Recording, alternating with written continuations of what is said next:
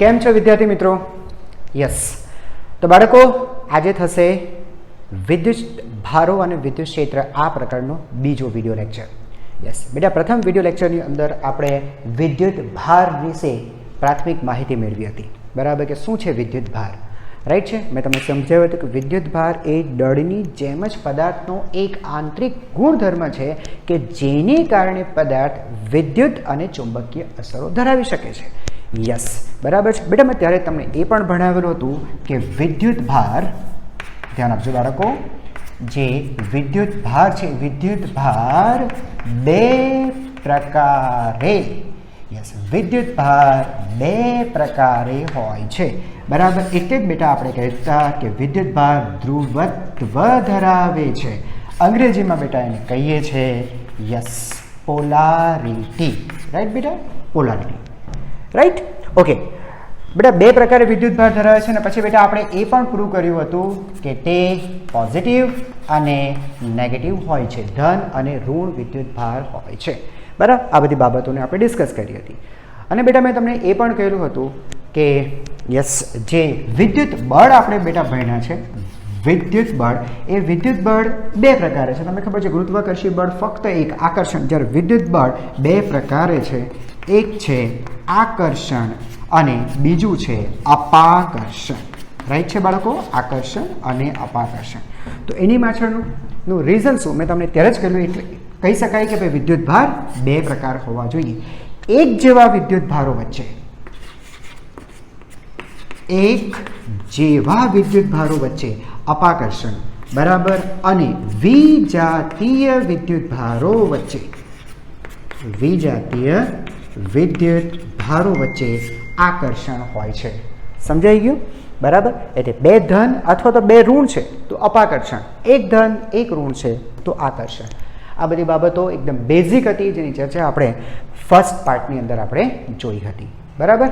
અચ્છા, ચલો બાળકો, આપણે સરખામણી કરશું દળ અને વિદ્યુત ભારની. બરાબર, તો એક બાજુ પર લખીએ આપણે વિદ્યુત ભાર, બરાબર, અને બીજી બાજુ લખીએ આપણે દળ. ઓકે, લેટ્સ સી શું છે. ઓકે, જો બાળકો સૌથી પહેલાં તમને સમજાવું ને, તો વિદ્યુત ભાર જે ખરા એ તમને ખબર છે એક મૂળભૂત ગુણધર્મ છે. રાઈટ છે બેટા, એ એક મૂળભૂત ગુણધર્મ. સેમ દળ પણ બાળકો મૂળભૂત ગુણધર્મ છે. બરાબર છે. મેં તમે ત્યારે પણ કીધું મૂળભૂત એટલે કે તેની આગળ કઈ વસ્તુ શક્ય નથી, છેલ્લા આખરી ગુણધર્મ છે. રાઈટ છે. યસ, આપણે વાત થઈ મૂળભૂત ગુણધર્મ છે. બીજું બેટા, વિદ્યુત ભાર અદિશ રાશિ છે. ઓકે, તો સર દળ પણ બેટા અદિશ રાશિ છે. યસ, અદિશ રાશિ છે. એને ફક્ત મૂલ્ય જ હોય છે, દિશા નથી હોતી. રાઈટ બેટા? યસ, સરખામણી ચાલુ છે બેટા, ધ્યાન રાખજો. રાઈટ. અચ્છા, વિદ્યુત ભાર, સર વિદ્યુત ભાર બે પ્રકાર છે, પોઝિટિવ અને નેગેટિવ. યસ, બરાબર છે. જ્યારે બેટા અહીંયા વાત કરીએ ફર્સ્ટ, સેકન્ડ, થર્ડ, તો તમને ખબર છે દળ એક જ પ્રકારે હોય છે, એક જ પ્રકારે. બરાબર છે કે ભાઈ ધન દળ, અને દળ ક્યારે ઋણ નથી હોતું. રાઈટ છે. તો આ તફાવત ગણશે. બીજું વિદ્યુત ભાર પદાર્થની ઝડપ સાથે બદલાતો નથી. વિદ્યુત ભાર ઝડપની સાથે, ઝડપ અથવા વેગ, બરાબર, ઝડપ સાથે બદલાતો નથી.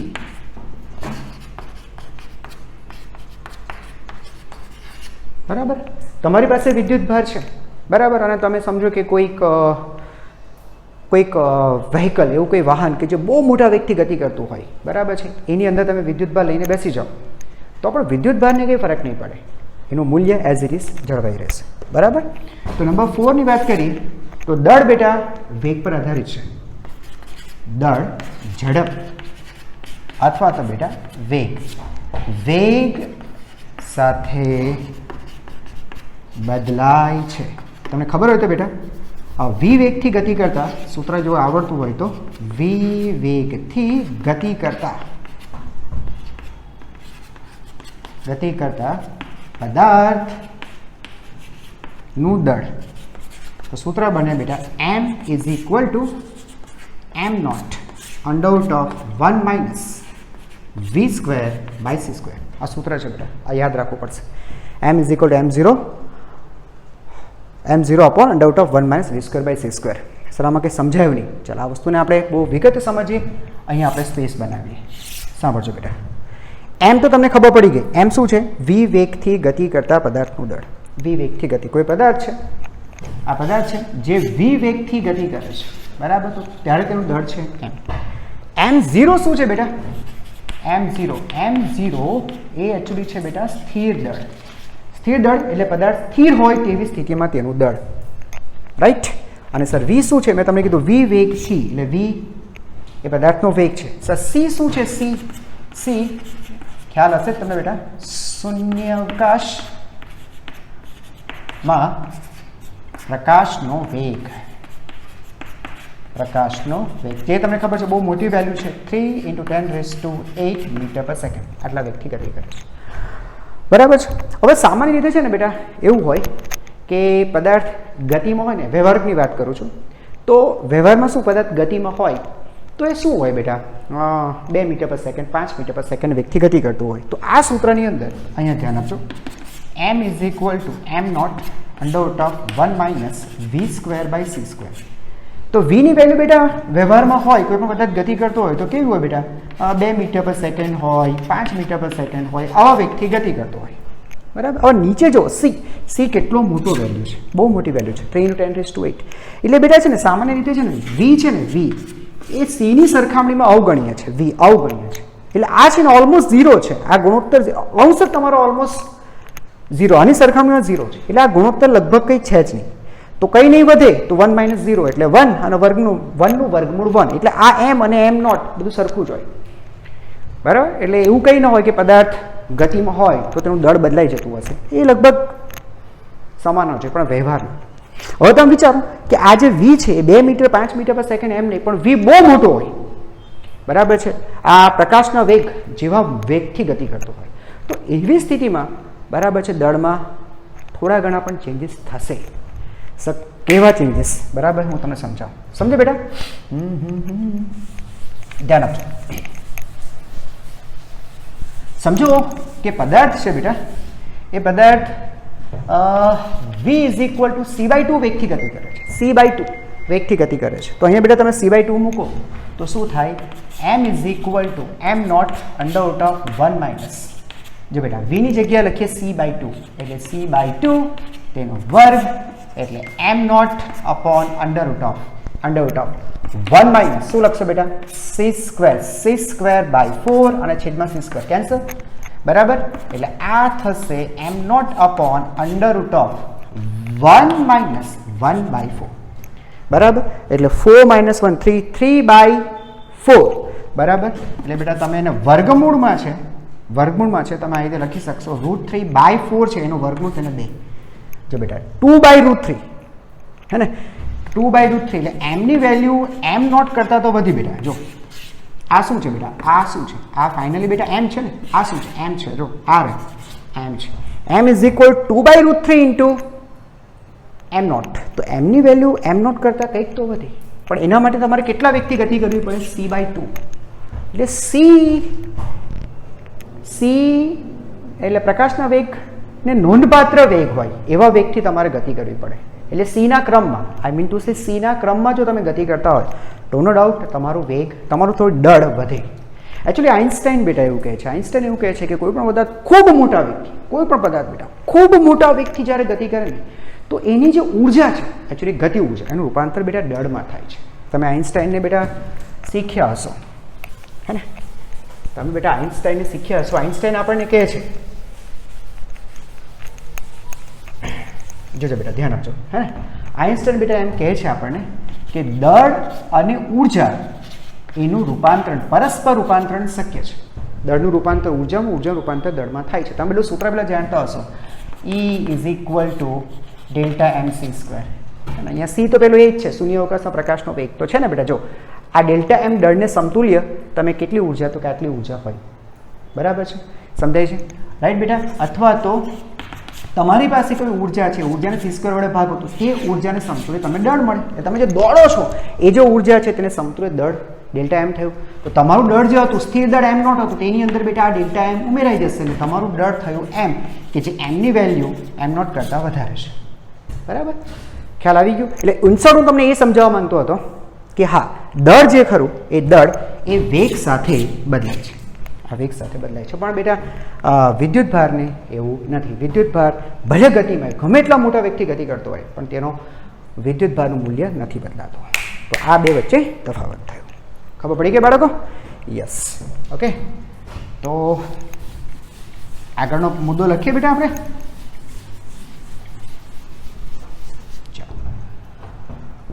હવે વાત કરીએ નંબર 5. જે બેટા વિદ્યુત ભાર માટે દળ જરૂરી છે અથવા અનિવાર્ય છે.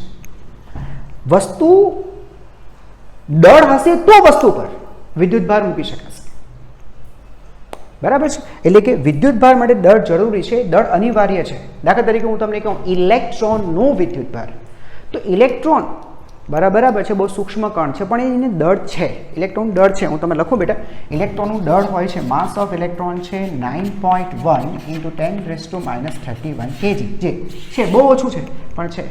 અને તેની ઉપર વિદ્યુત ભાર છે કે ભાઈ ઇલેક્ટ્રોનનો વિદ્યુત ભાર છે એ જે પણ હશે એ પણ નેગેટિવ છે પણ છે.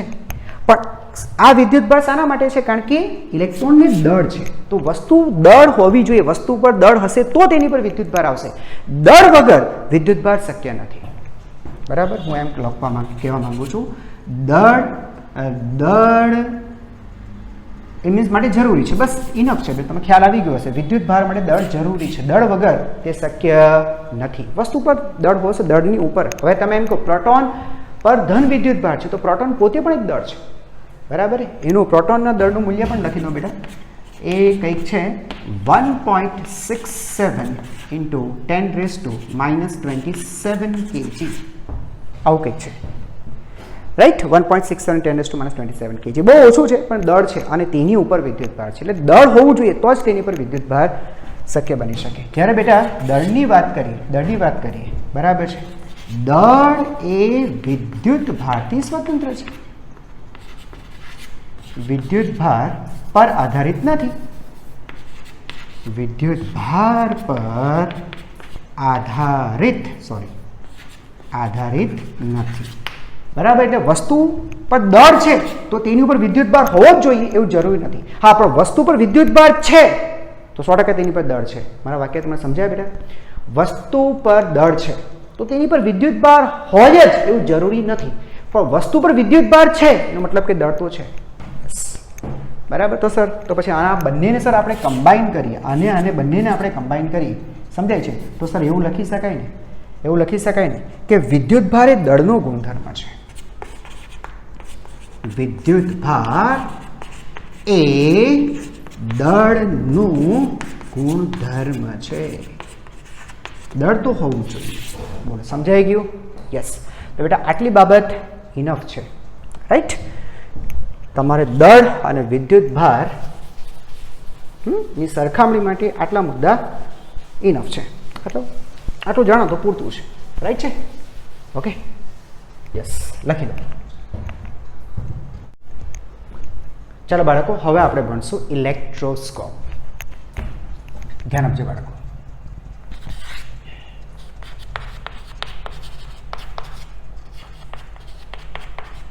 ઇલેક્ટ્રોસ્કોપ.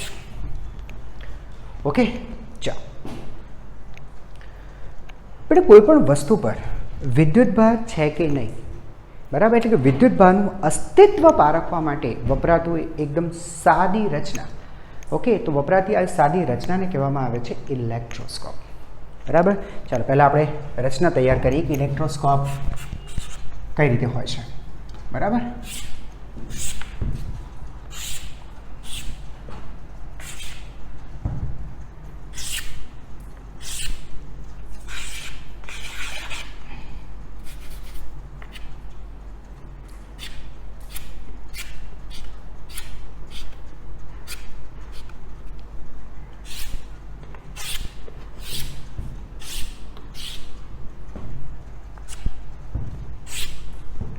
ચાલો જો બાળકો, કાચની એક પેટી છે બેટા, ઓકે, આ થઈ કાચની બારી, બરાબર. કાચની એક પેટી છે એટલે પારદર્શક પેટી થઈ ગઈ, બરાબર. તેની અંદર બેટા ધાતુનો સળિયો રાખેલો છે, જો તો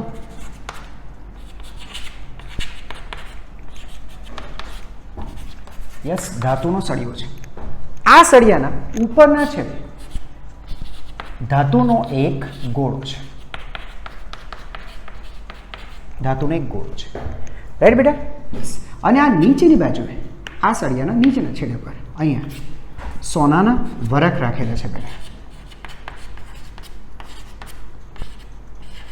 સોનાના વરખ છે, બરાબર. એકચ્યુઅલી બે છે, 2 ગોલ્ડ લીફ, બરાબર. સોનાનું ન હોય ને બેટા એલ્યુમિનિયમ હશે તો પણ ચાલશે, રાઈટ.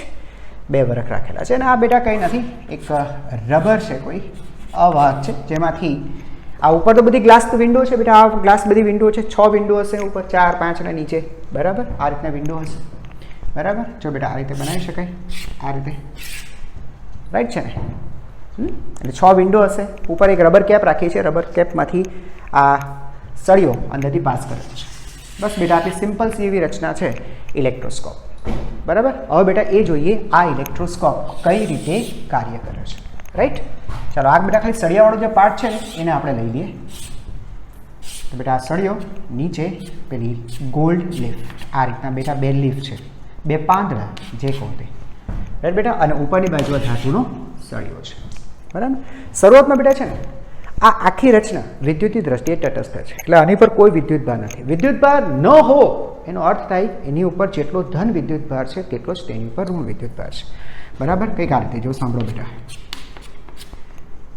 આ લીફ પર જેટલો ધન એટલો ઋણ, એવી રીતે આ લીફ પર જેટલો ધન એટલો ઋણ, બરાબર. બાળકો જોજો, એ રીતે આ સળિયા પર જેટલો ધન એટલો ઋણ, અને આ ગોળા પર પણ જેટલો ધન એટલો ઋણ, બરાબર છે. ધન એટલે તમારે સમજવાનું બેટા પ્રોટોનની સંખ્યા અથવા પ્રોટોન, બરાબર. પ્રોટોનની સંખ્યા, બરાબર છે. જેટલા પણ પ્રોટોન્સ હશે એટલા ધન વિદ્યુતભાર, અને નેગેટિવ, બરાબર છે, આ પોઝિટિવ, નેગેટિવ વેલ્યુ એટલે ઇલેક્ટ્રોનની સંખ્યા, ઇલેક્ટ્રોનની સંખ્યા. એટલે જેટલા બેટા પ્રોટોન છે એટલા જ ઇલેક્ટ્રોન છે, એટલે આખી રચના ફિલહાલ વિદ્યુતની દ્રષ્ટિએ તટસ્થ છે. હવે એક કામ કરો, કોઈ એક વિદ્યુતભારિત વસ્તુને આ ગોળાના સંપર્કમાં લાવો. ફોર એક્ઝામ્પલ કાચનો સળિયો લઈએ, એ કાચના સળિયાને રેશમના કપડા સાથે ઘસીએ. આપણે લાસ્ટ ટાઈમ પણ વાત થઈ હતી કે બંને પર વિદ્યુતભાર આવે છે, ઓકે. જો કે કાચના સળિયા પર ધન અને રેશમના કપડા પર ઋણ, આ બધી વસ્તુની આપણે ચર્ચા થઈ છે બાળકો, બરાબર છે. આ રીતનો બેટા કાચનો સળિયો છે અને કોઈ આ રેશમનું કપડું છે બેટા, આ રેશમનું કપડું અને આ કાચનો સળિયો છે. તમે આને પરસ્પર ઘસો છો, તમને ખબર છે બેટા કાચના સળિયા પર ધન અને રેશમના કપડા પર ઋણ વિદ્યુતભાર આવે છે. ખરેખર બનતું શું હોય છે બેટા, કાચના સળિયા પરથી ઇલેક્ટ્રોન્સ, હે ને બેટા, આ ઇલેક્ટ્રોન ટ્રાન્સફર થતા હોય છે. એટલે આણે ઇલેક્ટ્રોન ગુમાવ્યા, હે ને બેટા, આ બધી વસ્તુ મેં તમને સમજાવેલી છે. ઇલેક્ટ્રોન ગુમાવે અને આ ઇલેક્ટ્રોન મેળવે. આને ઇલેક્ટ્રોન ગુમાવ્યા એટલે ઋણ વિદ્યુતભાર ઓછો થયો, ઓછો ઋણ એટલે ધન, અને આને ઋણ વિદ્યુતભાર મેળવે વધુ ઋણ એટલે ઋણ, બરાબર. તો અત્યારે પરિસ્થિતિ આ છે. તો બેટા એ રીતે કોઈ કાચના સળિયાને તમે રેશમના કપડા સાથે ઘસો છો અને એ ધન વિદ્યુતભારિત સળિયો એને કામ કરો બેટા ગોળાના સંપર્કમાં લાવો. જોએ આ રીતે બેટા, જો સાંભળજો બેટા, આ રીતે આના સંપર્કમાં લાવો તો શું થશે ખબર છે બેટા, આ લીફ છે ને, લીફ એ ડાયવર્જ થશે, આ રીતના ખુલશે બાળકો, આ રીતે અલગ થશે, રાઈટ છે બેટા. જો આ રીતે આ એક લીફ, બરાબર, તો આ બીજી લીફ, આ લીફ છે ને બેટા આમ ખુલી જશે, આ બે વચ્ચે કંઈક ખૂણો બનશે, ખુલશે, ડાયવર્જ થશે. કેમ ડાયવર્જ થઈ, કેમ ખુલી, એ પણ તમને હું કહું. જો બાળકો, જો તમે અહીંયા ધન વિદ્યુતભાર સળિયોના સંપર્કમાં લાવશો ને, બરાબર, એટલે આ જે ઇલેક્ટ્રોન છે એટલે કે ઋણ વિદ્યુતભાર એ આકર્ષાઈને ઉપર જશે, કારણ કે તમને ખબર છે વિજાતીય વિદ્યુતભારો વચ્ચે આકર્ષણ હોય છે, સમજાય છે. તો આ બેટા ઉપર તરફ જશે, રાઈટ છે. જો બેટા ધ્યાન આપો, આ જે ઋણ છે બેટા, અહીંયા પણ આપણે બનાવી દઈએ, યસ. જો બેટા આ ઋણ છે એ ઋણ ઉપર ગયો, યસ, અહીંયા ગયો, બરાબર. તો આને બેટા આપણે ઉપર શિફ્ટ કરી, અને આ જે ઋણ છે એ ઉપર ગયો, અહીંયા આવી ગયો, બરાબર, અલ્ટિમેટલી ઉપર ગયો, રાઈટ છે બેટા. તો આ કાઢી નાખીએ આપણે, એટલે ઉપર જતો રહે. એવી રીતે બેટા બીજી લીફ પર જુઓ, આ પહેલી લીફ, બીજી લીફ પર જુઓ, બીજી લીફ પર પણ બેટા આ ઋણ ઉપર ગયો એટલે અહીંયા આપણે સેટ કરી નાખીએ, અને આ જે ઋણ છે એ ઉપર જાય છે, બરાબર, ઉપર ગયો. ઓકે, તો અહીંયા તો બેટા તમને ખબર છે કોઈ ફરક નથી પડવાનો. ઋણ આવે છે, ઋણ જાય છે, એટલે જેટલો ધન એટલો ઋણ. અહીંયા પણ બેટા જેટલો ધન એટલો ઋણ. સમજાય છે? નીચે લીફ પર જો ધન ઋણ, તો ઋણ જતો રહ્યો એટલે આ ધન વિદ્યુત ભારિત થયો. અહીંયા જો ધન ઋણ ઉપર ગયો એટલે આ પણ ધન વિદ્યુત ભારિત થયું. એટલે બંને જે લીફ છે એ હવે ધન વિદ્યુત ભારિત છે, કારણ કે ઋણ વિદ્યુત ભાર ઉપર ગયો. બરાબર, જેટલો ધન એટલો ઋણ હતો, પણ ઋણ વિદ્યુત ભાર ઉપર જતો રહ્યો એટલે અહીંયા ઓછો ઋણ ધન થયું. એવી રીતે આ લીફ પણ ધન થઈ. બે સજાતીય વિદ્યુત ભારો વચ્ચે શું થાય બેટા? અપાકર્ષણ. હે ને? કુલમ અપાકર્ષણ મીન્સ અપાકર્ષણ બળ લાગે છે બેટા સમાન વિદ્યુત ભારો વચ્ચે. હા, હવે એ વસ્તુ તો બેટા આપણે આગળ શીખી ગયા. સમાન વિદ્યુત ભારો છે તો તેમની વચ્ચે શું હશે બેટા? અપાકર્ષણ હશે. યસ, તો બેટા અપાકર્ષણ લાગશે એટલે ખુલશે, આમ ખુલી જશે. જો આ ખુલે છે, આ કંઈક મુમેન્ટ અહીંયા બતાવે, આમ બતાવે તો આપણે સમજવાનું યસ આ વસ્તુ પર વિદ્યુત ભાર છે. બોલો, ખ્યાલ આવી ગયો? સેમ બેટા જોઈએ તો તમે અહીંયા નેગેટિવલી ચાર્જ કોઈ વસ્તુ મૂકશો, ઋણ વિદ્યુત ભારિત વસ્તુ મૂકશો. દાખલા તરીકે પ્લાસ્ટિકનો સળિયો. તમે પ્લાસ્ટિકના સળિયાને બેટા કોની સાથે? ફરની સાથે. પ્લાસ્ટિકના સળિયાને ફર સાથે ઘસો તો પ્લાસ્ટિકના સળિયા પર નેગેટિવ ચાર્જ આવે. ઋણ આવે ને બેટા તો ઋણ નીચે ટ્રાન્સફર થશે, નીચે આવશે. બરાબર છે? ઋણ નીચે, કારણ કે આ બધો ઋણ વિદ્યુત ભાર અપાકર્ષાશે તો એ નીચે આવશે. એટલે અહીંયા શું થશે? ધન ઋણ ઋણ એટલે પરિણામી ઋણ, એટલે બંને પર ઋણ આવે તો પણ ડાયવર્સ થશે. બોલો, ખબર પડી ગઈ? યસ.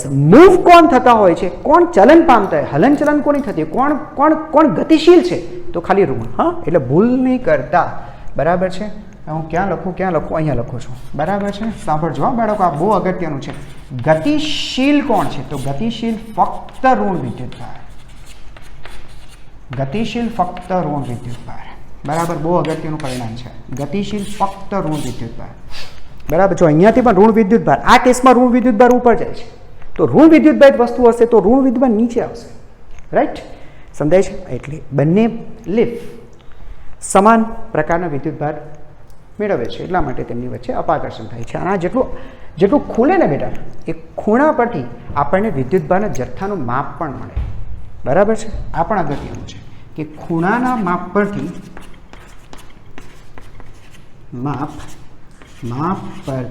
બરાબર વિદ્યુત ભારના જથ્થાનું તારણ મેળવી શકાય.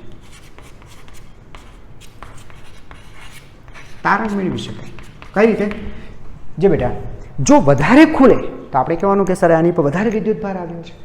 સમજાય છે? વધારે વિદ્યુત ભાર આવે તો વધારે ખુલે, તો એના પરથી ખબર પડે કે સર ઉપરની બાજુએ વસ્તુ પર વિદ્યુત ભાર પણ વધારે હશે. સમજાઈ ગયું બેટા? એકદમ ખ્યાલ આવી ગયો? રાઈટ? યસ. અને જો ઓછો ખુલે તો આપણે કહેવાનું વસ્તુ પર વિદ્યુત ભાર ઓછો હશે એટલે અહીંયા ઓછો આવ્યો છે. રાઈટ? યસ. તો આ રીતે ઇલેક્ટ્રોસ્કોપ વર્ક કરે છે. રાઈટ?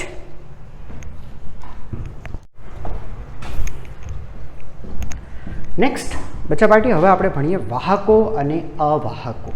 રાઈટ? નવો એક ટોપિક લઈએ.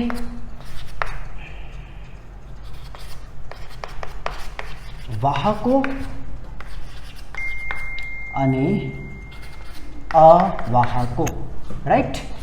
આઈ મીન ટુ સે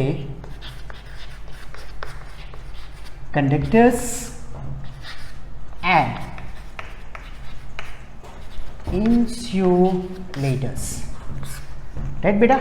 ચાલો, વાહકો અને અવાહકો બાળકો શું છે તેને હવે સમજવાનો પ્રયત્ન કરીએ. રાઈટ?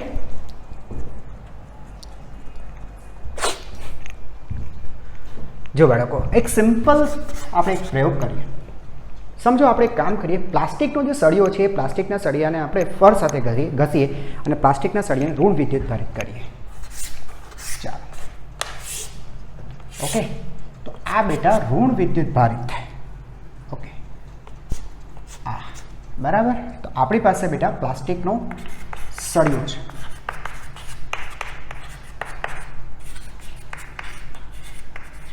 યસ બેટા, પ્લાસ્ટિકનો સળિયો છે તે ઋણ વિદ્યુત ભારિત છે. ઓકે, અહીંયા બેટા મારી પાસે એક પીઠ બોલ છે. પીઠ બોલ મેં તમને કીધું એક હલકો નાનો પદાર્થ કે જે વિદ્યુત પ્રત્યે એકદમ સેન્સિટિવ છે. થોડો ઘણો પણ વિદ્યુત ભાર આવે એટલે તરત જ બેટા આંતરક્રિયા કરે. ઓકે, યસ, પીઠ બોલ. તો બેટા મારી પાસે એક પીઠ બોલ છે. હવે એક કામ કરીએ, આ વિદ્યુત ભારિત છે, આની પર શરૂઆતમાં કોઈ વિદ્યુત ભાર નથી. આની પર વિદ્યુતભાર છે, આની પર અત્યારે કોઈ વિદ્યુતભાર નથી. જેટલો ધન એટલો ઋણ એમ માની લો, બરાબર. જેટલો ધન એટલો ઋણ, એ કોઈ વિદ્યુતભાર નથી. હવે એક કામ કરીએ, આ બંનેને આપણે એકબીજા સાથે જોડી દઈએ. રાઈટ બેટા, રાઈટ. જો અહીંયા એકબીજા સાથે આપણે જોડીએ છીએ, બરાબર. અને જે જોડાણ જે બેટા કર્યું છે એ કર્યું છે કોઈ ધાતુના તાર, ધાતુનો તાર છે. ફોર એક્ઝામ્પલ બેટા કોપર, બરાબર. તાંબાનો તારથી બેટાને જોઈન કર્યું છે. રાઈટ, ઓકે, સમજાય છે. હવે આપણે પીથ બોલને જોઈએ છે ને બેટા, પીથ બોલને. તો એ પીથ બોલ જે સાંભળજો, હવે મારી પાસે આ પીથ બોલ છે. એ પીથ બોલ નેગેટિવલી ચાર્જ મને જોવા મળે છે. સમજ પડે છે? આ ઋણ વિદ્યુતભાર થેલી મને જણાય છે. રાઈટ, એટલે એ હલકા પદાર્થોને પોતાની તરફ આકર્ષે છે. એટલે મીન્સ કે હા, આની પર ચાર્જ આવી ગયો. તો ક્યાંથી આવ્યું સર? આ ઋણ વિદ્યુતભાર છે ટ્રાન્સફર થયો છે સર. એટલે એક વસ્તુ ક્લિયર છે કે ધાતુના તાર, એ તાર દ્વારા ઋણ વિદ્યુતભાર, બરાબર છે, ઋણ વિદ્યુતભાર અથવા તો બેટા વિદ્યુતભાર, અથવા સિમ્પલ શબ્દમાં કહીએ તો વિદ્યુત ટ્રાન્સફર થાય છે. એમ જ થયું ને બેટા? ઓકે, ટ્રાન્સફર થાય છે. આ પ્રયોગે આપણને એવું શીખવાડ્યું. ચાલો ફરીથી બેટા એક પ્રયોગ કરી. ફરીથી બેટા પ્લાસ્ટિકનો સળિયો લઈ લઈએ. સી રાઈટ છે બાળકો? યસ. ફરીથી બેટા પ્લાસ્ટિકનો સળિયો લઈએ. Okay, okay. ફરીથી બેટા આપણી પાસે પીચ બોલ છે જે શરૂઆતમાં કોઈ વિદ્યુતભાર નથી ધરાવતી, તટસ્થ છે. હવે બેટા એક કામ કરીએ, આને આપણે ફરીથી જોડી લઈએ. પણ આ વખતે જોડાણ કર્યું છે બેટા, આ વખતે જોડાણ કર્યું છે એ નાયલોનની દોરી છે. નાયલોનની દોરી છે અથવા બેટા રબર બેન્ડ છે, બરાબર. રબર બેન્ડ છે. તમને ઓકે ખ્યાલ આવી ગયો બેટા?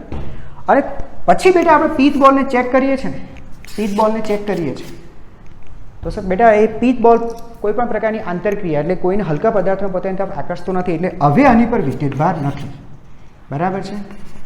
વિદ્યુતભાર નથી. અહીંયા વિદ્યુતભાર હતો બેટા, આ વિદ્યુતભારિત છે, આ નથી. તો પછી એમ કહી શકાશે કે આ જે વિદ્યુતભાર છે એ વિદ્યુતભાર પીચ બોલ તરફ ટ્રાન્સફર નથી થયો, બરાબર. એટલે વિદ્યુતભાર બરાબર નાયલોન અથવા રબર બેન્ડમાંથી પસાર થઈ શકતો નથી. સમજાય છે? તો બેટા આ પ્રયોગો પરથી આપણે પદાર્થને બે ભાગમાં વહેંચી શકીએ. સાંભળજો બેટા, પદાર્થોને બેટા બે ભાગમાં વહેંચી શકીએ, વાહક અને અવાહક. સાંભળજો બેટા, વાહકો અને અવાહકો. આ રીતે બેટા એને આપણે વહેંચી શકીએ. વાહકો એટલે એવા પદાર્થ કે જે પોતાનામાંથી વિદ્યુત અથવા વિદ્યુતભારને સરળતાથી પસાર થવા દે છે, એને આપણે કહીશું વાહકો. They are the good conductor of electricity. જે પદાર્થો પોતાનામાંથી વિદ્યુતભારને સરળતાથી પસાર થવા દે છે એ વિદ્યુતના વાહકો છે, બરાબર છે. બધી જ ધાતુ, ધ્યાન આપજો બેટા, બધી જ ધાતુ, બરાબર છે. આપણું શરીર, બરાબર છે બેટા, આપણું શરીર, પ્રાણીનું શરીર, પૃથ્વી બાળકો, એ બધા વિદ્યુતના સારા સુવાહકો છે. એવું કેમ બેટા? ખબર? કારણ કે આ બધાની અંદર મુક્ત ઇલેક્ટ્રોન છે. આ બધા છે ને બેટા, આ બધા છે એ લોકો મુક્ત ઇલેક્ટ્રોન ધરાવે છે.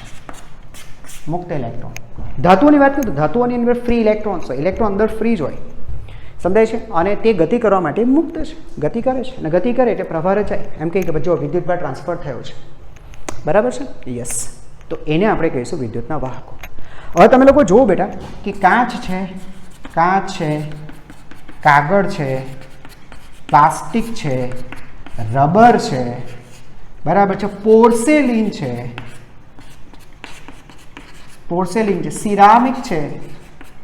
સિરામિક છે, આ બધી વસ્તુઓ છે ને બેટા એ વિદ્યુતની અવાહક કહીશું. કેમ? આની છે કે આવા જે પદાર્થો છે, પદાર્થો એ પોતાનામાંથી વિદ્યુતને અથવા વિદ્યુતભારને પસાર નથી થવા દેતા. તે બહુ મોટો અવરોધ ઉત્પન્ન કરે છે, ખૂબ મોટો અવરોધ ઉત્પન્ન કરે છે, ખૂબ મોટો અવરોધ ઉત્પન્ન કરે છે. સમજાય છે? બરાબર છે. તો એવા પદાર્થોને બેટા આપણે કહીશું કે તે વિદ્યુતના અવાહક છે, બરાબર છે. અંગ્રેજી બહુ સારું છે, અંગ્રેજી પણ યાદ રાખો. આને આપણે કહીશું કંડક્ટર્સ, બરાબર છે. તો બેટા આ અવાહકો એટલે ઇન્સ્યુલેટર્સ, ઓકે બેટા, સો પ્લીઝ આને જરા યાદ રાખજો, ઇન્સ્યુલેટર્સ. બરાબર. તો આ રીતે પદાર્થને આપણે વાહકો અને અવાહકોની અંદર વહેંચી શકાય. ખરેખર બેટા 2 નહીં પણ 3ની અંદર વહેંચવાનું હોય છે. ત્રીજો જે છે એ છે સેમી કંડક્ટર્સ. બરાબર છે, પણ એનો ખ્યાલ આપણે પછી મેળવીશું. એટલે ખરેખર જોવા જઈએ તો 3 થાય. બરાબર છે, conductor, insulator, semi conductors. Right, semi conductor આવશે ત્યારે બેટા ભણાવીશ. આમાં ખબર પડી ગઈ? ચાલો હવે બેટા સમજવાનો પ્રયત્ન આગળ ચાલીએ.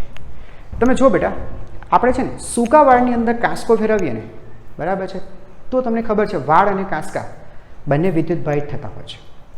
કાંસકા એની પર વિદ્યુતભાર આવે છે. તમે લોકો જોજો, કાંસકાની નજીક તમે કાગળના નાના હલકા ટુકડા મૂકશો તો એ ટુકડા કાંસકા તરફ આકર્ષાશે. એટલે એક વસ્તુ ક્લિયર છે કે પેલો જે કાંસકો છે એ વિદ્યુતભારિત થયો છે. સેમ વસ્તુ બેટા તમે એક ધાતુની ચમચી લો, ચમચી, સ્પૂન, બરાબર. હવે તેને તમે માથા પર ઘસો, વાળમાં ઘસો, આઈ મીન્સ, બરાબર છે, અને પછી તમે પ્રયત્ન કરો કે પેલા કાગળના ટુકડા ચમચી તરફ આકર્ષાય છે કે નહીં, નહીં થશે. આનું આપણે, બરાબર છે, આનો આપણે ઉકેલ મેળવીએ કે સર ચમચી કેમ વિદ્યુતભારિત નથી થતી. રાઈટ છે? Let's see. જો બાળકો આપણે એને સમજીએ. જો સમજ બેટા, સમજો આપણી પાસે કોઈ વિદ્યુતભારિત વસ્તુ છે પહેલાંથી જ, બરાબર છે. આ ઋણ વિદ્યુતભારિત વસ્તુ છે અને આપણી પાસે બેટા ધાતુનો સળિયો છે અથવા ધાતુનો ગોળો છે, કોઈ પણ. રાઈટ, સમજે છે? આની પર શરૂઆતમાં કોઈ વિદ્યુતભાર નથી, બરાબર. હવે બેટા આ બેને આપણે જોડી દઈએ છીએ. આ વિદ્યુતભારિત છે, આની પર વિદ્યુતભાર નથી, બરાબર. મારે વિદ્યુતભાર ટ્રાન્સફર કરો, તમને ખબર છે ટ્રાન્સફર કરવા માટે તમારે વચ્ચે વાહક રાખવું પડશે, બરાબર છે. જેમ કે ધાતુનો તાર, બરાબર, અથવા પોતે પણ ધાતુ છે. સિમ્પલ તમે ટચ કરશો તો બી ચાલશે, ડાયરેક્ટ ટચ કરાવશો તો પણ ચાલશે. ટ્રાન્સફર થયો બેટા. ધાતુના કેસમાં શું થાય? જે પણ વિદ્યુતભાર ટ્રાન્સફર થાય ને બેટા, એ બધો વિદ્યુતભાર એ સમગ્ર સપાટી પર વિતરિત થાય છે. બહુ અગત્યનું, હું લખું છું નોંધ, બરાબર. વિદ્યુતભાર ધાતુની સમગ્ર સપાટી પર વિતરિત થાય છે. સમગ્ર સપાટી પર વિતરિત થાય છે, બરાબર. હવે હું તમને આના આપણે સમજાવી દઉં. ચમચી હતી બેટા, ધાતુની હતી, બરાબર છે. અને આ સોરી, ઠીક છે, આમાં જ કન્ટિન્યુ કરો. ધાતુની ચમચી હતી. હવે તમે એને સૂકા વાળમાં ઘસો છો તો નો ડાઉટ બેટા વિદ્યુતભાર ટ્રાન્સફર તો થાય જ છે, બરાબર છે. એટલે તમારી જે ચમચી છે, ચમચી પર વિદ્યુતભાર આવે તો છે, પણ પ્રોબ્લેમ શું થાય છે કે એ વિદ્યુતભાર આખી ચમચી પર વિતરિત થાય. તમે આગળના ભાગને ઘસો તો આગળ જ વિદ્યુતભાર એવું જરૂરી નથી, એ વિદ્યુતભાર આખી ચમચી પર આવે. હવે આખી ચમચી પર આવે, તમે ચમચીને પકડો છો, તમને ખબર છે આપણું શરીર વિદ્યુતનું વાહક છે, એટલે એ વિદ્યુતભાર, બરાબર, આપણા શરીર મારફતે, સમજે છે બેટા, આપણા શરીર મારફતે એ આગળ વધશે. એટલે ચમચી પર ટૂંકમાં નહીં રહેશે. હવે ચમચી પર ન રહે, આપણે એને ટચ કર્યું, બધો વિદ્યુતભાર આપણા શરીરમાં આવી ગયો. હવે ચમચી પર કોઈ વિદ્યુતભાર નથી, તો એ શું કામ? એ હલકા પદાર્થોને પોતાની તરફ આકર્ષે. એટલે ચમચી વિદ્યુતભાર થાય તો છે, જેની પર વિદ્યુતભાર આવે તો છે, પણ એ જે સ્પ્રેડ થાય, આખી સપાટી પર ફેલાય. આપણે એને પકડીએ છીએ અને આપણું શરીર વિદ્યુતનું વાહક છે, એટલે બધો વિદ્યુતભાર આપણા શરીરમાં જતો રહે છે. એટલા માટે, બરાબર બેટા, કોઈ આંતરક્રિયા નથી આપતી. એટલા માટે ચમચી વિદ્યુતભાર નથી થતી. ખ્યાલ આવી ગયો? તો સર પ્લાસ્ટિકનો કાંસકો કેમ વિદ્યુતભાર થાય? પણ આપણે પકડીએ જ છે ને. યસ. હવે એ પણ તું સાંભળી લે, એ પણ બેટા સમજી લે. જો અહીંયા છે, હવે આ પ્લાસ્ટિકનો ગોળો, પ્લાસ્ટિકનો ગોળો, ખબર પડી બેટા?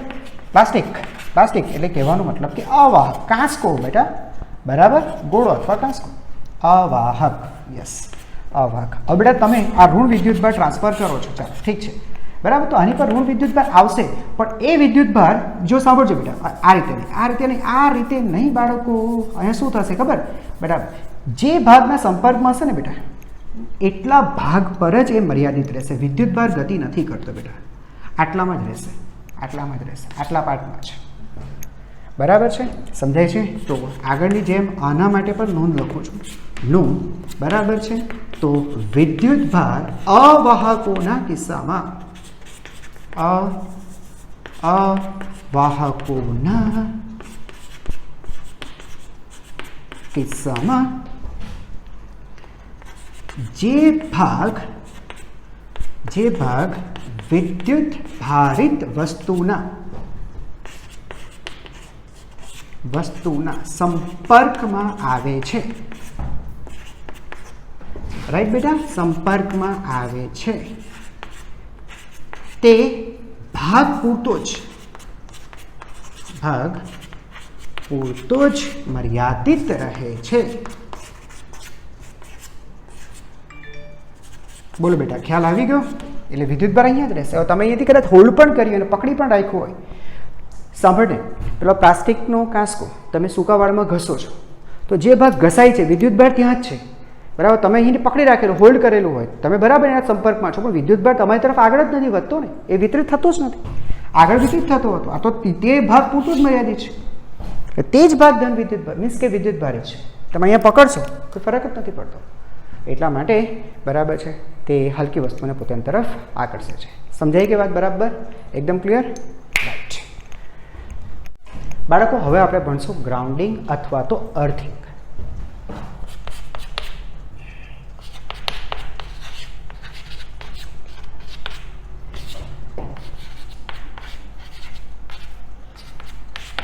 ગ્રાઉન્ડિંગ અથવા તો અર્થિંગ.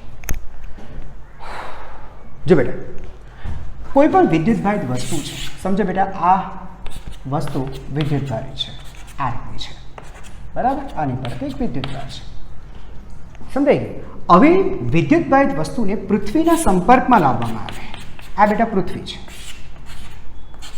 રાઈટ.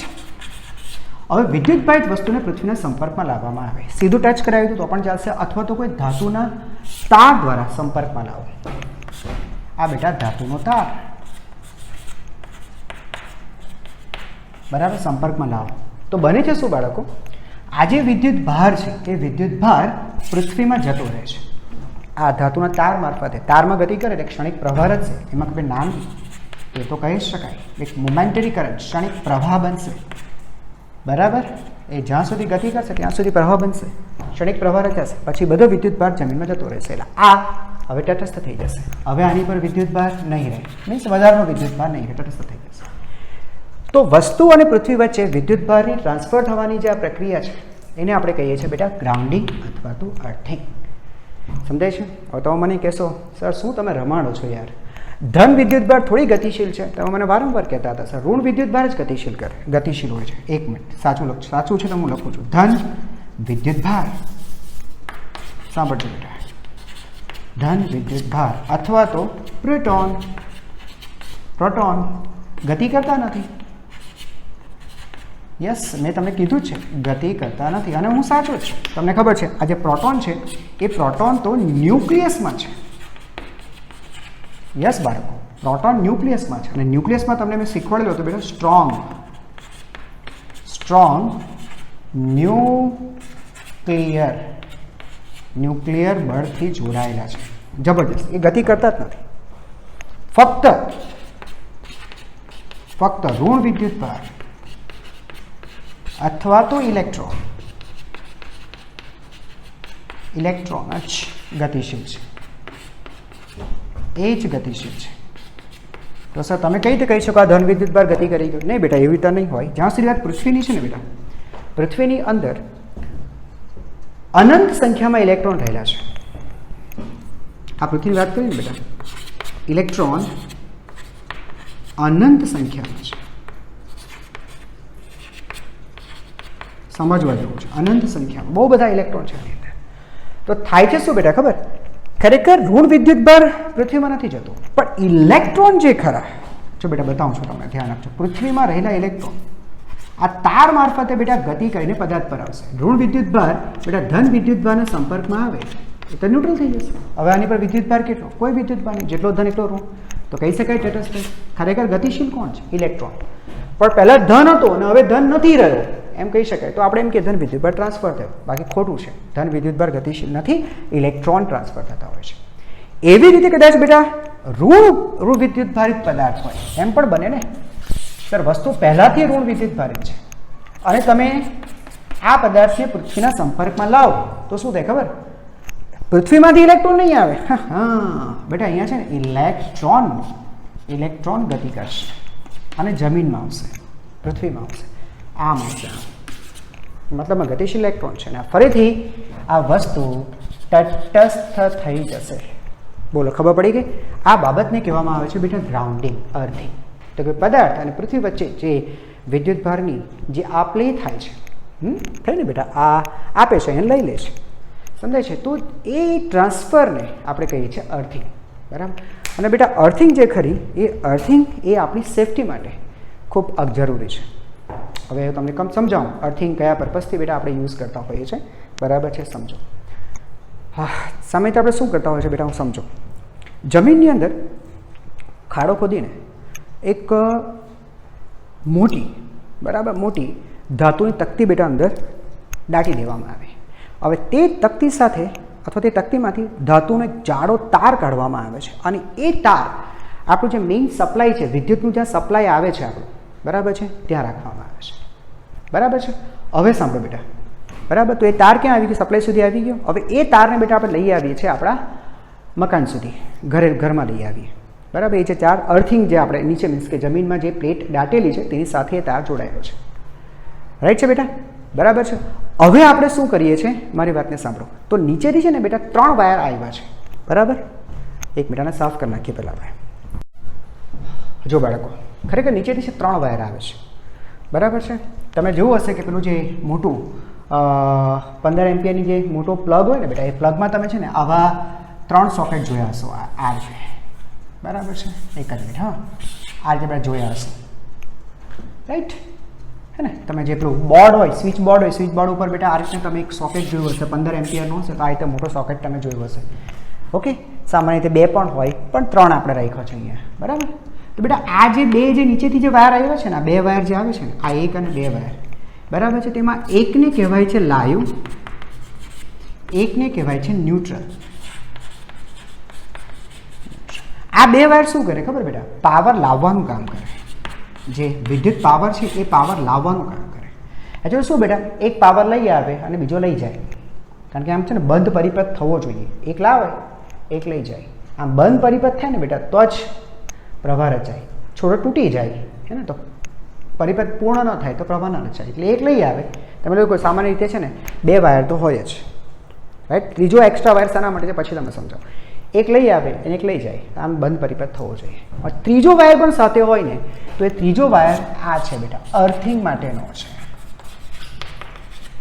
અર્થિંગ માટેનો છે. આ અર્થિંગ પેલા છે ને બેટા જમીનમાં દાટેલી જે પ્લેટ હતી ને, બરાબર છે, જમીનમાં દાટેલી જે પ્લેટ હતી ને, પ્લેટથી જે આ વાયર આવ્યું છે તે આપણે અહીંયા કનેક્ટ કર્યું છે, બરાબર છે? હવે મારી વાત સાંભળો. હવે આપણું કોઈ પણ વિદ્યુત ઉપકરણ છે, ફોર એક્ઝામ્પલ રેફ્રિજરેટર છે, સમજાય છે? તો રેફ્રિજરેટરની જે મોટર છે એને રન કરવા માટે આ 2 વાયર તો આપશું જ, કે ભાઈ એને પાવર આપીને એક લઈ જાય. સાથે આ જે અર્થિંગવાળો વાયર છે ને બેટા, એ અર્થિંગવાળો જે વાયર છે એ રેફ્રિજરેટરની બોડી સાથે આપણે ટચ કરાવીશું. જે બોડી છે બોડી પર ટચ કરાવીશું. શું થશે એનાથી? સાંભળ. કોઈક કારણસર આ જે લાઈવ વાયર જે તમારા છે એ વાયર એ ફ્રીજની બોડીને અડી જાય. તમારે ખરેખર એને તમારે આપવાના છે મોટરની અંદર, બરાબર છે? એની જે મોટર છે, સમજાય છે, તમારે તેને આપવાનું છે. રેફ્રિજરેટરની જે મોટર છે, બરાબર, તમારે એને આપવાનું છે, બરાબર છે, કે જેથી એ રન થઈ શકે. પણ હવે સમજો કે આ જે વાયર છે, બરાબર છે, લાઈવ અથવા ન્યુટ્રલ, એ વાયર કોઈક કારણસર બોડીએ ટચ કરે છે. એટલે એ જે ચાર્જ આવે છે, વિદ્યુત ભાર જે આવે છે, એ બોડી પર સ્પ્રેડ થાય, ફેલાય. પણ એ જે બોડી છે એ પાછી આપણે અર્થિંગ સાથે, આ જે પ્લેટ છે, નીચે પ્લેટ, એની સાથે આપણે જોડેલી છે, બરાબર? કારણ કે આપણે શું કર્યું છે, બોડી પરથી એક વાયર લઈને આપણે અહીંયા અર્થ કરેલું છે. એટલે શું થાય, કોઈ કારણસર પેલા 2 વાયર પૈકીનો કોઈ વાયર જો બોડીને અડી જાય તો વિદ્યુત ભાર બોડી પર સ્પ્રેડ થાય, ફેલાય. પણ બોડી જે ખરી એ અર્થિંગ કરેલી છે, એટલે એ બધો વિદ્યુત ભાર પાછો આ વાયર થ્રુ ક્યાં જતો રહેશે? જમીનમાં. એટલે છે ને જે પણ ચાર્જ બોડી પર આવવાનો પ્રયત્ન કરશે એ બધો જતો રહેશે અંદર. એટલે આપણે પછી એ બોડીને ટચ પણ કરીએ ને તો આપણને શોક ન લાગે, કારણ કે વિદ્યુત ભાર છે જ નહીં, તો એ આપણા શરીરમાં ક્યાંથી આવવાનો પ્રશ્ન નથી આવતો ને. સમજાઈ ગયું? યસ. એટલે એ રીતે અર્થિંગ આપણા માટે આપણે વિદ્યુત પરિપથ અથવા તો ઉપકરણની સેફટી માટે આપણે યુઝ કરતા હોઈએ છીએ. બોલો, ખબર પડી ગઈ અર્થિંગ શું છે? ક્લિયર? નેક્સ્ટ આગળ વધીએ. ચલો બાળકો, હવે આપણે વાત કરશું ચાર્જિંગ.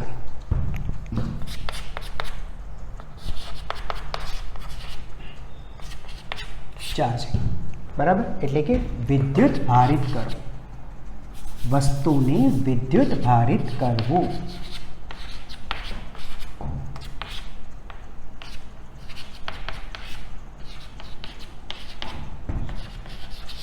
બરાબર, એને ચાર્જિંગ કહેવાય. એટલે ચાર્જિંગ કરવાની મેઇન 3 મેથડ છે, 3 પદ્ધતિ છે. ફર્સ્ટ, ઘર્ષણ દ્વારા. ઘર્ષણ દ્વારા ચાર્જિંગ બાય ફ્રિક્શન. સાંભળજો બેટા, ચાર્જિંગ બાય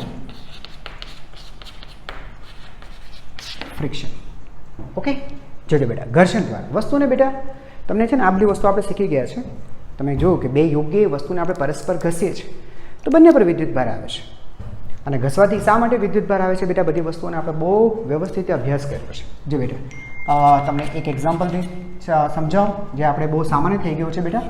કાચનો સળિયો લીધો બેટા, એ કાચના સળિયાને આપણે રેશમના કપડાની સાથે ઘસીએ છીએ, રાઈટ. શરૂઆતમાં તમને ખબર છે આની પર પણ કોઈ વિદ્યુત ભાર નથી, આની પર પણ કોઈ વિદ્યુત ભાર નથી, પણ ઘસીએ છે તો શું થાય છે બેટા, ઘર્ષણ કરવાથી ઉષ્મા ઉર્જા છૂટી પડે છે અને આ ઉષ્મા ઉર્જા એ ઇલેક્ટ્રોનને મુક્ત કરાવે છે, પરમાણુ પરથી ઇલેક્ટ્રોનને મુક્ત કરાવે છે. સમજાય છે? અને તમને ખબર છે ઇલેક્ટ્રોનને મુક્ત કરવા માટેની જરૂરી લઘુત્તમ ઉર્જા એને કહેવાય છે ઇલેક્ટ્રોનની બંધન ઉર્જા. બેટા ટોપિક આપણે કમ્પ્લીટ કરી લીધું છે, બંધન ઉર્જા.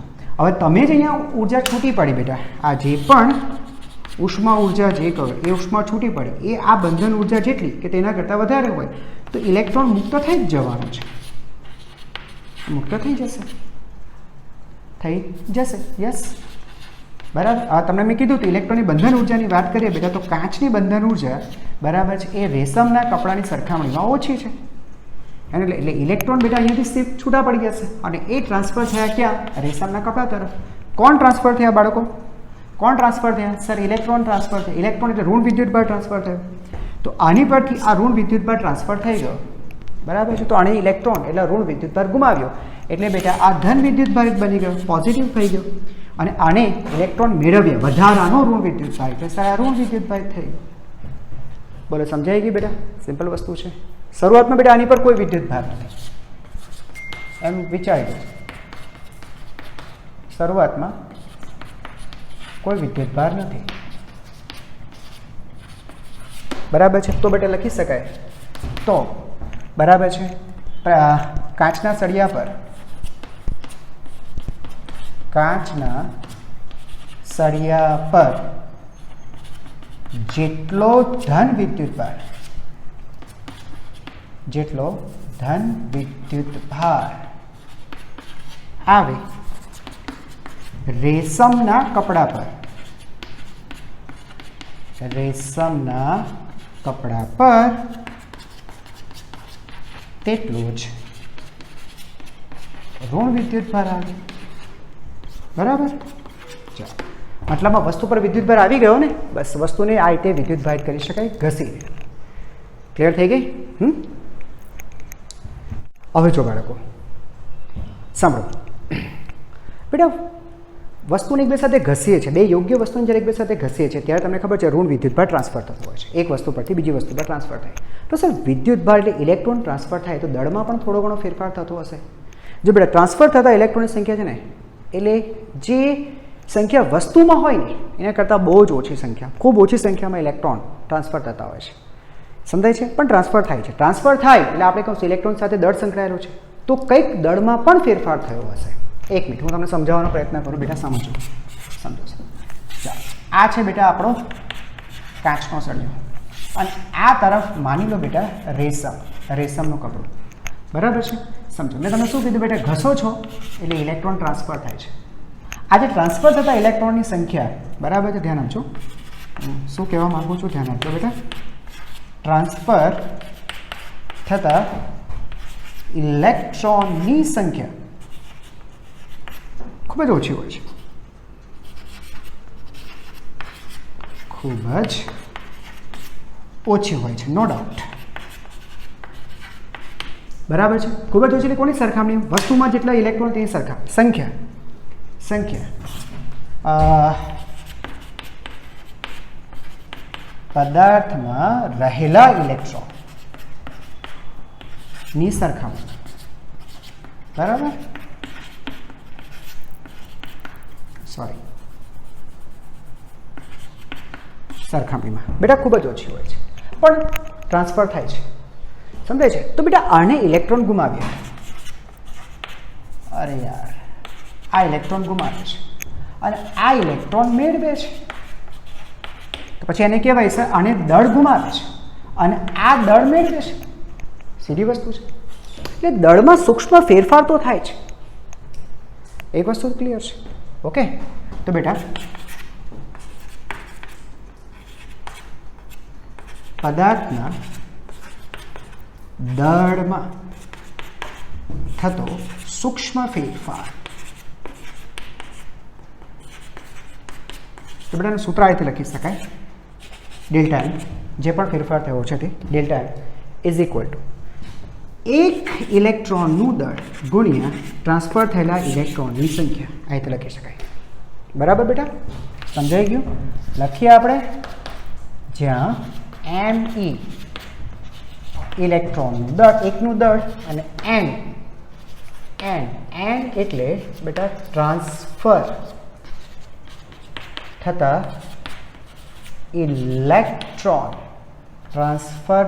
ઇલેક્ટ્રોનની સંખ્યા. એક જાય તો આટલું દળ ગયું, બરાબર છે? આટલા ટ્રાન્સફર થયા, ટોટલ આટલું દળ ટ્રાન્સફર થઈ ગયું, એટલે આનું દળ એટલું ઘટી જશે, આનું દળ એટલું વધી જશે, બરાબર? સાથે સાથે બેટા આપણે યાદ રાખજો, બરાબર? ઓકે, તો અહીંયા બેટા ચાર્જિંગ બાય ફ્રિક્શન બેટા પૂરું થયું. હવે ભણીએ charging by conduction.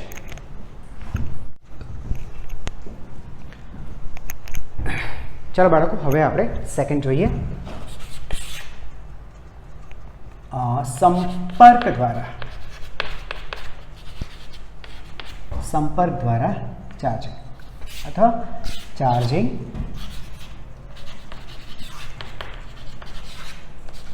By conduction.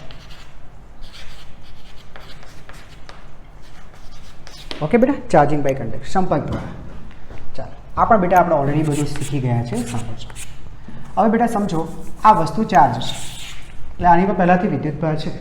સમજો ને બેટા, કાચનો સળિયો છે, ત્યાં પ્લાસ્ટિક રેશમના કપડા સાથે તમે એને ઘસો છો, તમને ખબર છે બેટા સર આની પર ધન વિદ્યુતભાર આવે છે. ક્લિયર? અચ્છા, હવે બેટા સમજો, આ લગભગ તેના જેવો જ બીજો આ ગોળો છે, બરાબર છે?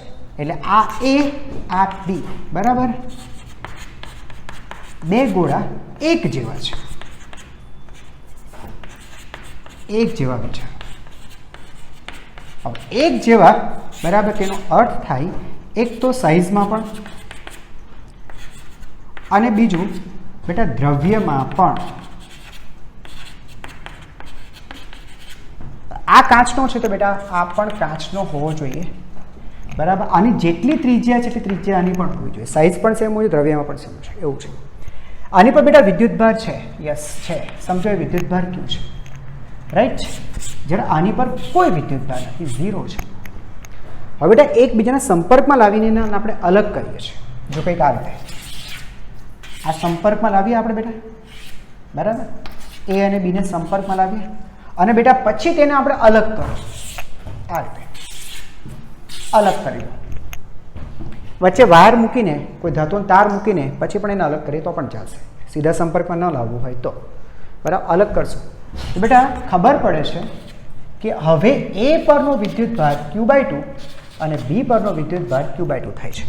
એટલે જે વિદ્યુતભાર હતો Q એ સમજો એક કામ કરી, એ અને બીથી બનતું એક તંત્ર વિચારી બેટા, એ અને બીથી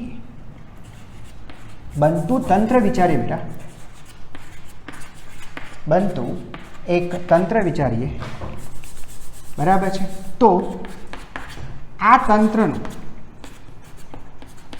તંત્રનો કુલ વિદ્યુતભાર બેટા કેટલો થશે? તો કુલ વિદ્યુતભાર Q + 0 એટલે બેટા Q થયો, Q ક્યુ થયો. હવે જો બેટા એક જેવા બે ગોળા હોય ને, જો એક જેવા બે ગોળા હોય તો આ જે ક્યુ છે ને બેટા, ટોટલ વિદ્યુત ભાર એક સરખે ભાગે વહેંચાઈ જાય, એટલે કે Q/2 થઈ જાય. આ વસ્તુ તમારે યાદ રાખવી પડશે. બરાબર છે. પણ બેટા શરત હોવી જોઈએ એક જેવી સાઇઝ અને એક જેવા દ્રવ્ય. તો બેટા Q/2 બરાબર અડધો ભાગ Q/2 માં વહેંચાઈ જશે. ચાલો એ પછીની વાત. પણ જો બેટા બી ગોળા પર વિદ્યુતભાર નહીં હતો અને હવે તેની પર બેટા Q/2 વિદ્યુતભાર છે, એટલે આપણે કહીશું કે આપણે બીજો ગોળો બી ગોળો ચાર્જ કર્યો. એને શું કહેવાય બેટા? સંપર્ક દ્વારા અથવા ચાર્જિંગ બાય કન્ડક્શન. બોલો સમજાય? ખ્યાલ આવી ગયો? અચ્છા, બીજી એક વસ્તુ તમે જોયું બેટા, જે વિદ્યુતભારિત વસ્તુ હતી તેનો વિદ્યુતભાર ઓછો થયો. Q હતો હવે Q/2 થઈ ગયો. એટલે આ રીતમાં એક વસ્તુ યાદ રાખવાની કે વિદ્યુતભારિત વસ્તુ પરનો વિદ્યુતભાર ઘટે છે અને વસ્તુને અન્ય વસ્તુના સંપર્કમાં લાવવી પડે છે. બે બાબત જો બેટા, બે બાબત યાદ રાખવાની. એક, વસ્તુને આ જે તમારી વસ્તુ છે, બીજી વસ્તુ તો વસ્તુને વિદ્યુતભારિત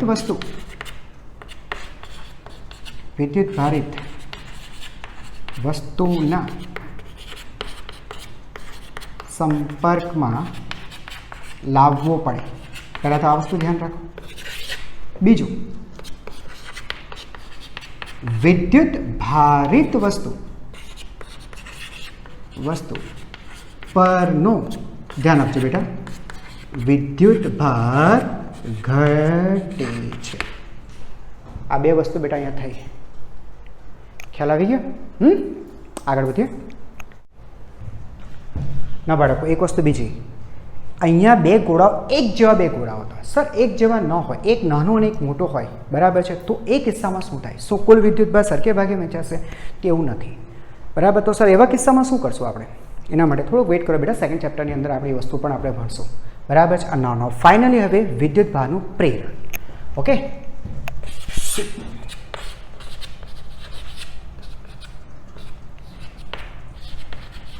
વિદ્યુતભારનું પ્રેરણ એટલે ચાર્જિંગ બાય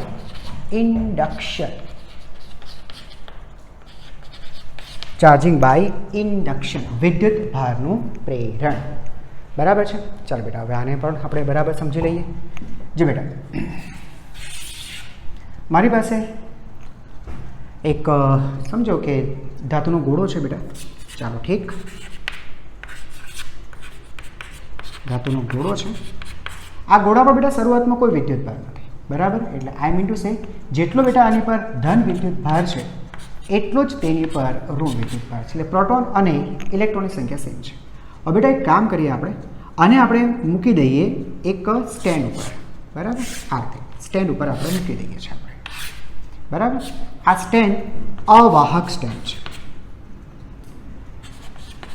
અવાહક સ્ટેન્ડ એ તમને ખબર પડી ગઈ અવાહક શાના માટે? કે આની પર જે વિદ્યુતભાર હોય એ બેટા જમીનમાં ન જતો રહે એટલા માટે. રાઈટ છે.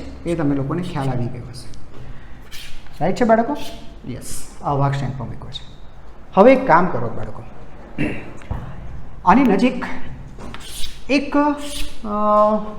સમજો કોઈ પણ ધન વિદ્યુતભારિત, સમજો બેટા આની પર કંઈક આની નજીક એક ધન વિદ્યુતભારિત સળિયો આની નજીક લઈ આવીએ. ઓકે, સાંભળજો બેટા. ફરીથી આ ગોળો આ સ્ટેન્ડ ઉપર આપણે મૂક્યો છે તે સ્ટેન્ડ. બરાબર. શું કરીએ છીએ બેટા? એક ધન વિદ્યુતભારિત સળિયો બેટા તમે આની નજીક લઈ આવો. બરાબર. ધન વિદ્યુતભારિત સળિયો. ચાલો, આ રીતના ધન વિદ્યુતભાર. ધન વિદ્યુતભાર કેવી રીતે કર્યો હશે તમને ખબર પડે છે ને બેટા? કાચનો સળિયો હશે, તમે રેશમના કપડા સાથે શરૂઆતમાં ઘસો એટલે આની પર ધન વિદ્યુતભાર આવી જશે. તો આની નજીક મૂકશો ને બેટા તો શું થશે ખબર છે? આની અંદર રહેલા જે ઇલેક્ટ્રોન્સ છે એ નેગેટિવ ચાર્જ છે એ એની તરફ આકર્ષાશે. કારણ કે આપણને ખબર છે ઋણ વિદ્યુતભાર જ ગતિશીલ છે, તો આની તરફ આકર્ષાશે. બરાબર છે. એટલે થશે શું બેટા? જો આ રીતની પરિસ્થિતિ હતી, ધન ઋણ ધન ઋણ ધન ઋણ ધન ઋણ, સમજાય છે? તો અહીંયા જે ઋણ વિદ્યુતભાર છે ને બેટા એ આકર્ષાઈને આગળ વધશે, અહીંયા જશે. સમજાય છે? એટલે હવે પછીની પરિસ્થિતિ બેટા કંઈક આ રીતે થશે. બરાબર. આ હવે અહીંયા નહીં રહેશે. બરાબર. પણ અહીંયા શિફ્ટ થઈ ગયો. આ અહીંયા નહીં રહેશે પણ અહીંયા શિફ્ટ થઈ ગયો. સમજાય છે? એટલે બેટા ફાઇનલી આ આકૃતિ આપણને આ રીતે જણાવવી જોઈએ. સાંભળજો બેટા, બરાબર ધ્યાન. ઓકે, સાંભળજો બેટા. એટલે અહીંયા ધન, જો ધન ઋણ ઋણ એટલે બેટા ફાઇનલી અહીંયા આવશે ઋણ અહીંયા ઋણ, અહીંયા ધન ઋણ, ઋણ જતો રહ્યો છે આગળ એટલે આ ધન આ ધન, બરાબર છે. અને બેટા આ આપણો ધન વિદ્યુત ભારિત આ સળિયો. ચાલો પરિસ્થિતિ ખબર પડી બેટા? એકદમ ખબર પડી ગઈ? રાઈટ છે? ઓકે ચાલો ઠીક. જોજો બેટા ધ્યાન આપજો.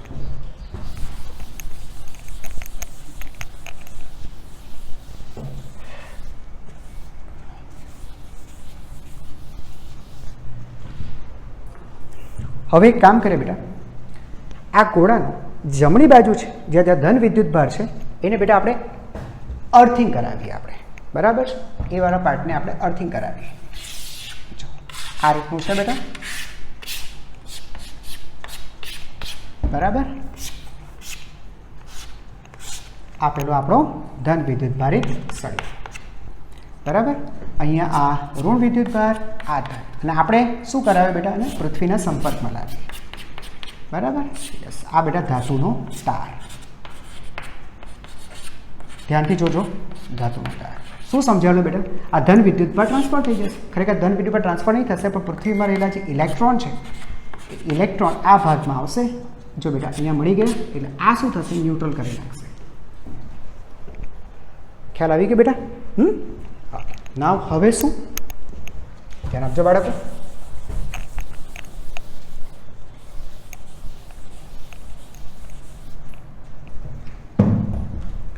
જો બેટા હવે એક કામ કરો, અહીંયા ત્યાં સળિયો લઈ લો બેટા.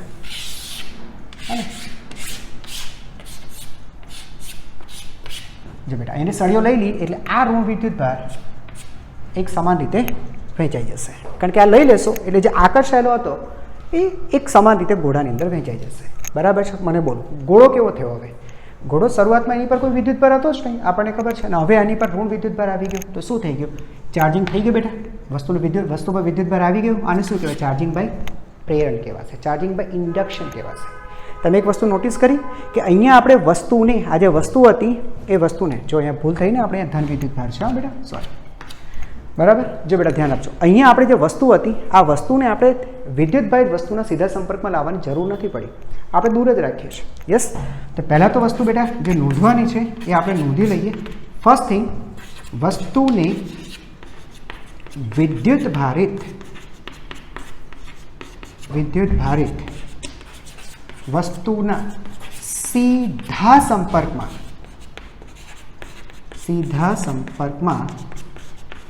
લાવવાની જરૂર નથી. આગળ કેવું હતું બેટા? ચાર્જિંગ બાય કન્ડક્શન, સંપર્કમાં લાવવું પડે. બીજી એક વસ્તુ ત્યાં આવી હતી કે વિદ્યુત ભારિત વસ્તુ પરનો વિદ્યુત ભાર ટ્રાન્સફર થતો હતો. અહીંયા વિદ્યુત ભારિત વસ્તુ છે એનો વિદ્યુત ભાર આ બાજુ ટ્રાન્સફર નથી થયો. ક્યાં થયો છે? એ તો આપણે ખાલી રાખી જ મૂક્યું હતું ને. યસ. તો બેટા આ એક વસ્તુ નોંધો. બીજી એક વસ્તુ એ પણ રાખવાની કે વિદ્યુત ભારિત વસ્તુ પરનો વિદ્યુત ભાર ઘટતો નથી. ધ્યાન રાખજો બેટા, ઘટતો નથી, બરાબર. હજી અંદર હજુ પણ એક કહી શકાય કે ભાઈ વસ્તુ પર વિદ્યુત ભાર મેક્સિમમ કેટલો લાવી શકાય? ચાર્જિંગ બાય ઇન્ડક્શન કરીને. પણ એ બે સૂત્ર લખીશ ને તો તેની અંદર આવતા પદો તમને અત્યારે સમજાશે ને, એટલે બેટા અત્યારે હું ત્યાં નથી જતો. બસ તો આજે બેટા અહીંયા એને આપણે પૂરું કરીએ છીએ, બરાબર છે. ઘણી બધી વસ્તુઓ આપણે આજે શીખી બેટા, બરાબર છે. જેમ કે સૌથી પહેલાં બેટા મેં તમને લોકો ખાલી યાદ અપાવી દઉં. સૌથી પહેલાં બેટા તમને લોકોને મેં શીખવાડ્યું કે ભાઈ યસ, કે ભાઈ વિદ્યુત ભારોની ધ્રુવીયતા હોય છે, એટલે કે તેની પોલારિટી હોય છે, બરાબર. અને એટલે કે બે પ્રકારે વિદ્યુત ભાર છે, બરાબર છે. અને આપણે કહીએ તો પછી એક જેવા વિદ્યુત ભાર એકબીજાની ઉપર અપાકર્ષણ અને વિજાતીય વિદ્યુત ભાર આકર્ષણ પ્રકારે બળ લગાડે છે, એ શીખ્યા. પછી બેટા આપણે દળ અને વિદ્યુત ભારની સરખામણી કરી. એક બાજુ આપણે વિદ્યુત ભાર લખ્યું, એક બાજુ દળ લખ્યું અને તેમની સરખામણી કરી. 5 મુદ્દાની આપણે ત્યાં ચર્ચા ત્યાં પણ કરી આપણે, બરાબર છે. અચ્છા, ત્યાર પછી આપણે ચર્ચા કરી હતી વાહકો અને અવાહકોની. યસ, કંડક્ટર અને ઇન્સ્યુલેટર, કે ભાઈ પદાર્થને વાહક અને અવાહકમાં વહેંચી શકાય. યાદ કરી દઉં, વાહકો શું હતા બેટા? જે પદાર્થમાંથી વિદ્યુત ભાર અથવા તો વિદ્યુત પ્રવાહ સરળતાથી પસાર કરાવી શકાય છે તે વિદ્યુતના વાહક છે. દાખલા તરીકે બધી જ ધાતુઓ, માનવ પ્રાણીઓનું શરીર, પૃથ્વી વિદ્યુતના સારા વાહક છે. તો કાચ, કાગળ, રબર, પ્લાસ્ટિક, બરાબર છે. આ બધા પદાર્થો એવા છે કે જેમાંથી વિદ્યુત અથવા વિદ્યુત ભાર પસાર નથી કરી શકાતો, એ લોકો બહુ મોટો અવરોધ ઉત્પન્ન કરે છે. તો તે છે વિદ્યુતના અવાહકો. મેં તમને કીધું હતું પદાર્થને ખાલી વાહક અને અવાહકમાં નહીં પણ ત્રીજો પણ એને એક વર્ગીકરણ આપી શકાય અને તે છે સેમિકન્ડક્ટર્સ અર્ધવાહકો, પણ તેની ચર્ચા આપણે બેટા કરી નહીં. બરાબર છે. ત્યાર પછી આપણે વાત કરી બસ આજની જ ચાર્જિંગની બેટા આપણે વાત કરી. તો ચાર્જિંગ બેટા 3 અલગ અલગ રીતે આપણે ચાર્જ વિશે આપણે વાત કરી. બરાબર છે. જો બેટા પેલા વાહક અને અવાહકના ટોપિકની અંદર હજુ પણ તમને કહી દઉં. ત્યાર પછી બેટા તમને પેલું ચમચીવાળો એક્ઝામ્પલ પણ મેં આપ્યું કે ચમચી પર એટલે કે સૂકા વાળમાં ચમચી ઘસે, ચમચી પર વિદ્યુતભાર કેમ નથી આવતો. ધ્યાન રાખવાનું બેટા, ચમચી એ ધાતુ છે અને ધાતુ પર વિદ્યુતભાર આવે તે સ્પ્રેડ થાય, ફેલાઈ જાય, એટલા માટે સમજાય છે. પછી એની અંદર તમને બેટા અર્થિંગ વિશે પણ સમજાવ્યું હતું કે ભાઈ વિદ્યુતભારિત વસ્તુને પૃથ્વીના સંપર્કમાં લાવીએ તો તેની પરનો વિદ્યુતભાર બરાબર પૃથ્વીમાં ટ્રાન્સફર થઈ જતો હોય છે, જેને આપણે અર્થિંગ કહે છે. અને અર્થિંગ આપણે સરળ સેફ્ટી મેઝરથી તેનો આપણે યુઝ કરીએ છીએ. અને પછી ફાઇનલી બેટા આપણે વાત કરી ચાર્જિંગની. ચાર્જિંગ 3 પ્રકારે છે: charging by friction, charging by conduction અને ચાર્જિંગ બાય ઇન્ડક્શન. બરાબર. ચાર્જિંગ બાય ફ્રિક્શન ઘસવાથી, બરાબર. પછી ચાર્જિંગ બાય કન્ડક્શન સંપર્કમાં લાવવાથી, અને છેલ્લા બેટા ચાર્જિંગ બાય ઇન્ડક્શન એટલે કે પ્રેરણનું. આપણે સીધા સંપર્કમાં જવાની જરૂર નથી. બંને વચ્ચે બેટા તફાવત યાદ રાખજો. સંપર્કમાં શું કરે, આપણે સંપર્કમાં લાવવું પડે અને વિદ્યુતભારિત વસ્તુનો વિદ્યુતભાર ટ્રાન્સફર થાય છે, એટલે વિદ્યુતભારિત વસ્તુનો વિદ્યુતભાર ઘટે છે. જ્યાં ઇન્ડક્શનની અંદર એવું નથી. ઇન્ડક્શનની અંદર આપણે શું ભણ્યા બેટા, ઇન્ડક્શનમાં વસ્તુના એક તો સીધા સંપર્કમાં જવાની જરૂર નથી અને બીજું વિદ્યુતભારિત વસ્તુ પરનો વિદ્યુતભાર ઘટતો પણ નથી. ઓકે, બસ. તો આજ માટે આટલું પૂરતું છે. નેક્સ્ટ ટાઈમ આપણે આનાથી આગળ વધશું. ત્યાં સુધી બાળકો અભ્યાસ કરતા રહો. Thank you.